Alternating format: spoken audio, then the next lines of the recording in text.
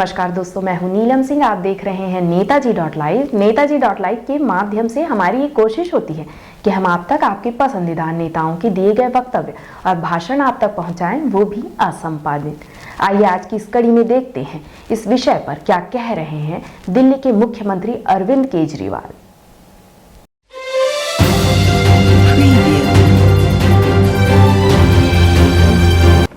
आज IP university का ये ईस्ट कैंपस देश को समर्पित किया जा रहा है। अभी हम सब लोगों ने इस कैंपस को घूम के देखा। इतनी शानदार फैसिलिटीज़, इतना खूबसूरत कैंपस। ये कहना गलत नहीं होगा कि आर्किटेक्चरल पॉइंट ऑफ व्यू से और फैसिलिटीज़ के पॉइंट ऑफ व्यू से perhaps this can be counted as one of the best campuses in the country.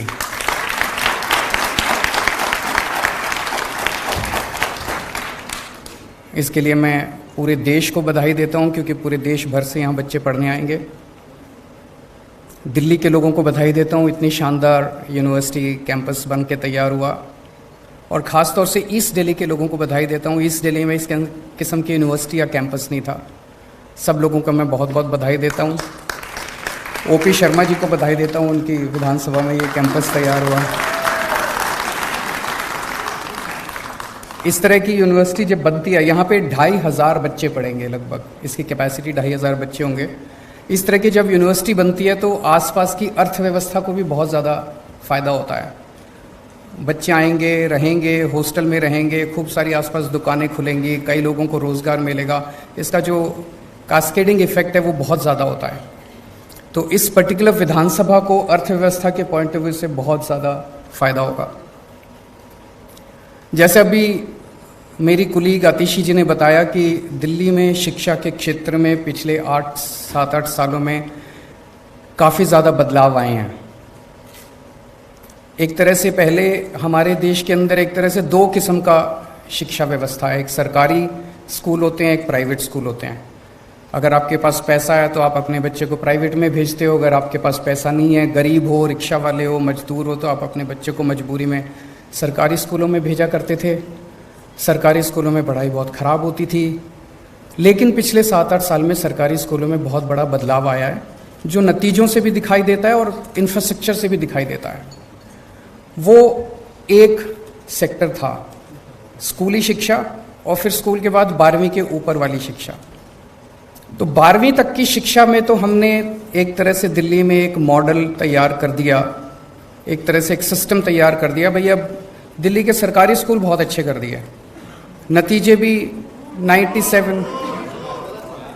कोई बात नहीं, बाद में बोल लेना, हाथ जोड़ के।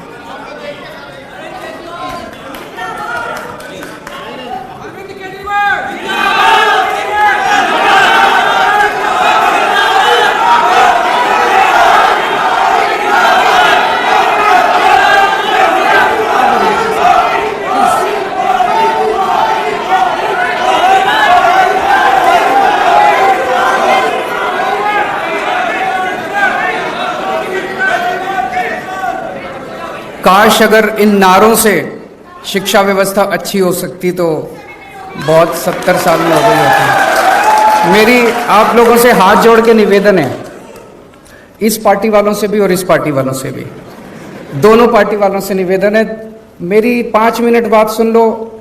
नहीं पसंद आए तो बाद में नारे लगा देना। एक बार बोल तो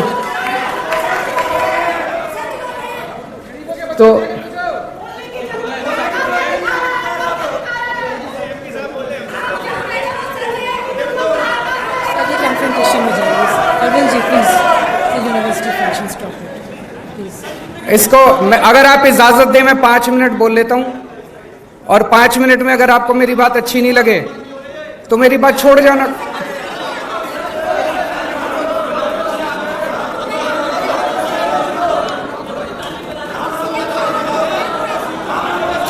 एक मिनट, अब बैठ जाओ, सब लोग बैठ जाओ, सब लोग बैठ जाओ, बैठ जाओ, सब लोग बैठ जाओ, बैठ जाओ, सब लोग बैठ जाओ,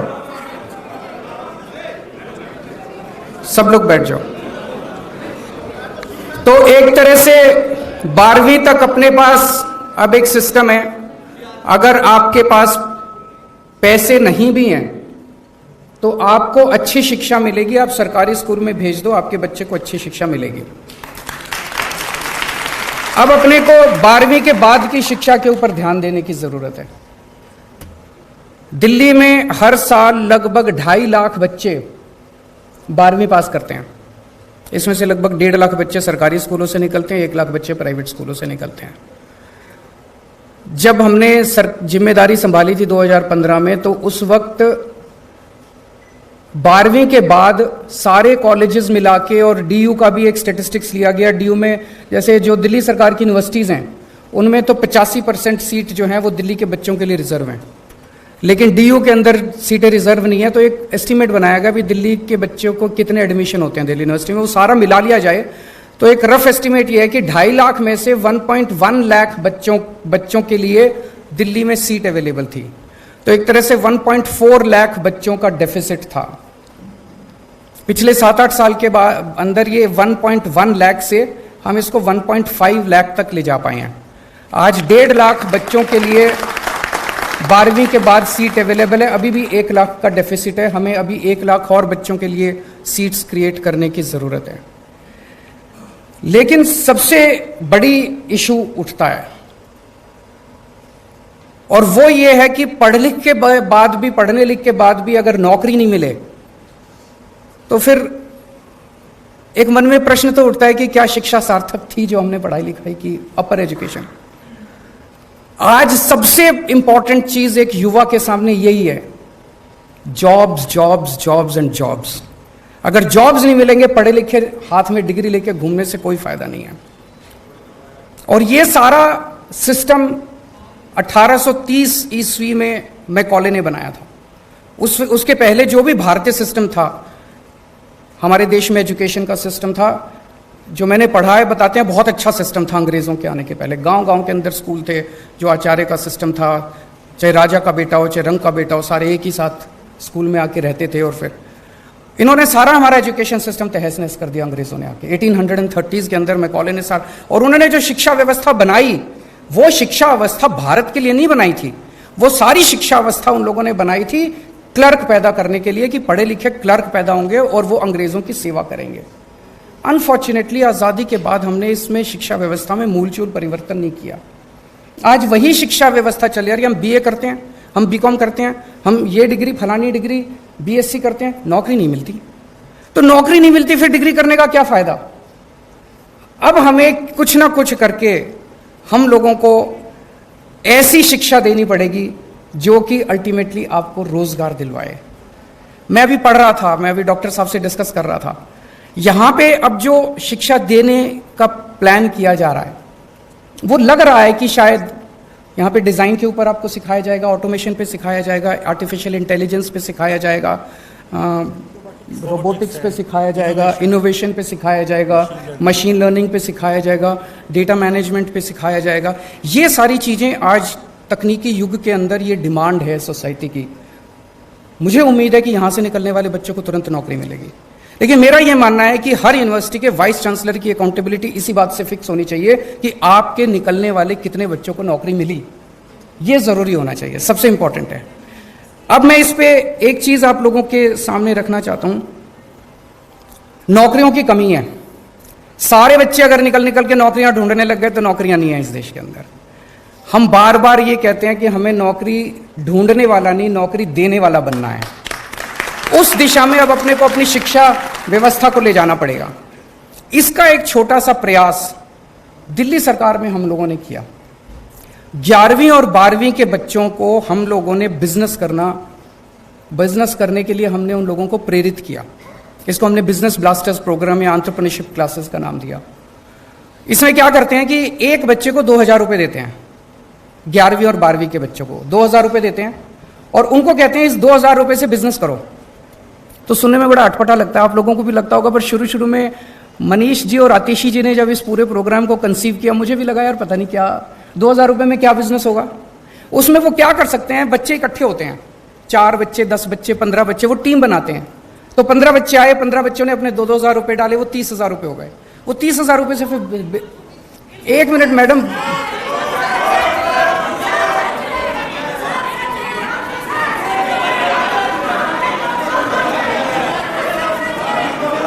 अगर ऐसे डिस्टर्ब करेंगे तो हम बात ही नहीं कर सकते फिर।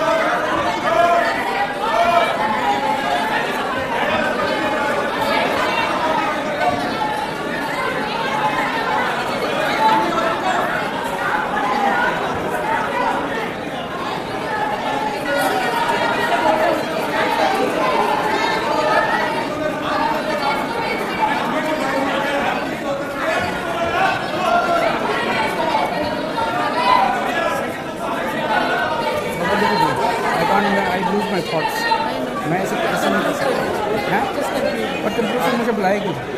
अगर मुझे कंक्लूड ही करना सुनना ही है तो मुझे बुलाए किस लिए? आप तो चुप करा सकते हैं। आपकी सुनेंगे, इधर वाले की सुनेंगे। नहीं, ये तो तभी उठ रहे हैं जब वो उठ रहे हैं। सही है, फिर देना है।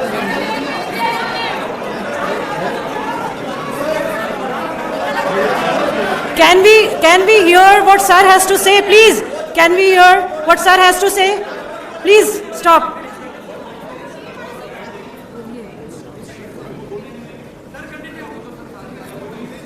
मेरे हो सकता है आप लोगों को कुछ आइडियाज़ पसंद ना आए, हो सकता है आप लोगों को ये लगे कि केजरीवाल जो बोल रहा है वो सच नहीं है, हो सकता है।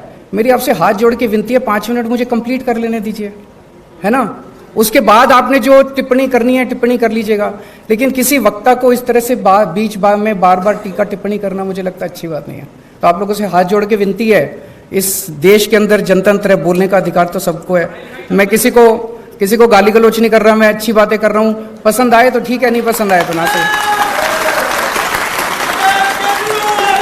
एक मिनट, नहीं, 1 मिनट, बस। सो मैं ये कह रहा था कि 2-2 हज़ार रुपए देते हैं, तो उसमें मान लो 10 बच्चे इकट्ठे हुए 20,000 रुपये हो गए, 15 बच्चे इकट्ठे हुए 30,000 रुपये हो गए। उनको वो एक साथ डालते हैं और उसमें फिर वो सारे बच्चे मिलके कोई बिजनेस आइडिया ढूंढते हैं, और उस बिजनेस आइडिया के बेसिस पे फिर वो कोई प्रोडक्ट बनाते हैं। प्रोडक्ट बना के फिर वो फेसबुक पे, व्हाट्सएप पे अपनी मार्केटिंग करते हैं। इतने सारे एग्जाम्पल्स अब इकट्ठे हो गए। इन 3 लाख बच्चों ने, 1.5 लाख बच्चे 11वीं के और 1.5 लाख बच्चे 12वीं के, इन लोगों ने मिलके 52,000 टीम्स बनाई हैं, और हर टीम का एक आइडिया है। किसी ने कोई कॉफी बनाई है, किसी ने कोई ताला बनाया है, किसी ने कुछ बनाया, किसी ने सॉफ्टवेयर बनाया, किसी ने गेमिंग ऐप बनाया है, किसी ने कुछ, कई सारी चीजें बच्चों ने बनाई है। उनसे जब हम डिस्कस करते हैं, उनका पूरा जो माइंडसेट है वो चेंज होता जा रहा है। वो सोचते जो हैं, वो ये सोचते हैं मैं क्या बिजनेस करूंगा, फिर कैसे करूंगा, फिर मार्केटिंग कैसे करूंगा, मैं फिर फाइनेंस कहां से लाऊंगा। पूरा उनका माइंडसेट चेंज होता जा रहा है। मेरा अपना ये मानना है कि अगर हम ये बिजनेस ब्लास्टर्स या एंटरप्रेन्योरशिप क्लासेस अगर कॉलेजेस के अंदर शुरू कर दें, मान लीजिए प्री फाइनल ईयर, सेमीफाइनल 1 साल पहले से 2 साल के लिए अगर हम इसको कर दें, तो जो पास आउट होने वाले बच्चे हैं, वो पास आउट होने वाले, जैसे अभी हम एक लैब में लेके गए, वहां पे कुछ गणेश जी एक प्रोडक्ट दिखाया। Now there is absolutely no reason कि इस तरह के प्रोडक्ट्स की मार्केटिंग और इस तरह के बिजनेस आइडियाज, इसको एक बिजनेस आइडिया के रूप में क्यों नहीं सोचा जा सकता। तो अगर हम ये बिजनेस कि मुझे बाहर निकल के बिजनेस करना है, मुझे बाहर निकल के बिजनेस करना है, अगर 50% बच्चों ने भी निकलने के बाद बिजनेस करना चालू कर दिया, बाकी 50% को तो यही नौकरी दे देंगे। मुझे लगता है अब हमें इसी दिशा के अंदर जाना पड़ेगा। और एक मैं ये आतिशी जी से भी और डॉक्टर वर्मा से भी ये निवेदन करना चाहूंगा कि इस दिशा के अंदर सोचना चालू करें कि कॉलेजेस के बच्चों को भी हम एंटरप्रेन्योरशिप क्लासेस की तरफ लेके जाएं। दूसरा, हमें एक सर्वे करने की जरूरत है कि हमारे दिल्ली के पिछले 6-7 साल में जो बच्चे 12वीं करके निकले, वो फिर कहाँ गए? उनमें से कितने लोगों ने पढ़ाई छोड़ दी, कितने लोग दिल्ली के बाहर पढ़ने गए, कितने लोग दिल्ली में पढ़ रहे हैं, कौन क्या कर रहा है। अगर इसका अपने को एक डेटा मिलेगा तो इसमें हम देख सकते हैं कि किस चीज़ की सबसे ज़्यादा डिमांड है, और उस सेक्टर के अंदर हम और ज़्यादा फैसिलिटीज़ खोल सकते हैं। मैं फिर से एक बार दिल्ली के लोगों को, देश के लोगों को बहुत बहुत बधाई देता हूँ। इतना शानदार कैंपस बना, और मैं उम्मीद करता हूँ कि आईपी यूनिवर्सिटी पहले तो देश की टॉप 10 यूनिवर्सिटीज़ में आएगी, और फिर एक समय आएगा जब दुनिया की टॉप 10 यूनिवर्सिटीज़ में आएगी। Thank you so much. आपने देखा क्या कह रहे थे इस विषय पर दिल्ली के मुख्यमंत्री अरविंद केजरीवाल। इसी तरह हमारे चैनल में बने रहने के लिए चैनल को लाइक करें, शेयर करें और सब्सक्राइब करें। नमस्कार।